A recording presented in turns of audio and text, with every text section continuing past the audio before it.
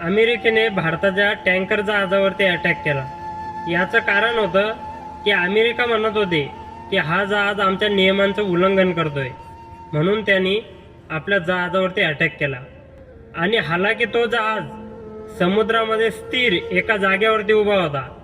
हा जहाज मग त्यांचं कोणत्या नियमाचं उल्लंघन करत होता, पण अमेरिकेनं हे सुद्धा ऍक्सेप्ट केलं की आम्ही भारतीय जहाजावरती अटॅक केला।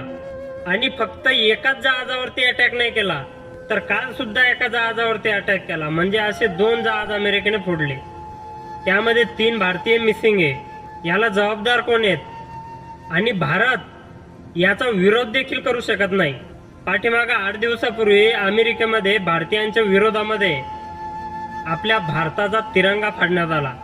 भारताच्या विरोधात तिथं आंदोलन चालू होतं, त्यावेळेस आपल्या भारताचा तिरंगा तिथं फाडण्यात आला।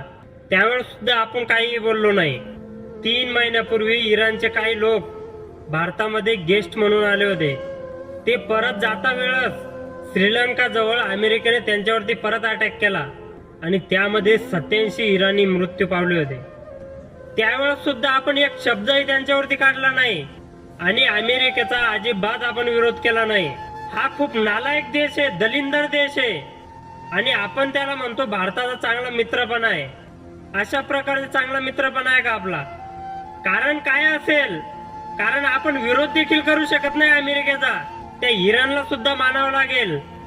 अमेरिकेचा नाकात दम करून ठेवलेला आहे, पण हार नाही मानली। आणि आपण आपल्या भारताचा झेंडा तिथं फाडण्यात येतोय, तो देश आपल्या देशाच्या जहाजांवरती हल्ला करतोय, तरी आपण हातावर घडी घालून शांत आहेत। इराण मधून आपल्या इथं गेस्ट आले, गेस्ट जातावर त्यांच्या जहाजावर हल्ला होतो, तरी आपण तोंडावर बोट ठेवून शांत आहेत। आपल्या भारताचे पंतप्रधान याच्यावरती ऍक्शन का घेत नाहीत? तुम्ही विसरले का तुम्ही पंतप्रधान आहेत? जनतेनं तुम्हाला पंतप्रधान म्हणून निवडून दिलं, तुम्ही हे विसरले का? अरे कधीतरी जनतेच्या मनाला लागलेल्या गोष्टींचा विचार करा ना। करा ना ते अमेरिकेचा विरोध, घ्या ना त्याच्यावरती ऍक्शन। का फोडले त्याने जहाज? 3 भारतीय त्यामध्ये मिसिंग आहेत, म्हणजेच अमेरिकेने भारताचे 3 कुटुंब उद्ध्वस्त केलेत। याच्यावरती जरा बोला, फक्त जातीपातीचं राजकारण करू नका, याच्यावर पण जरा ऍक्शन घ्या ना, दाखवा ना भारताचा दम।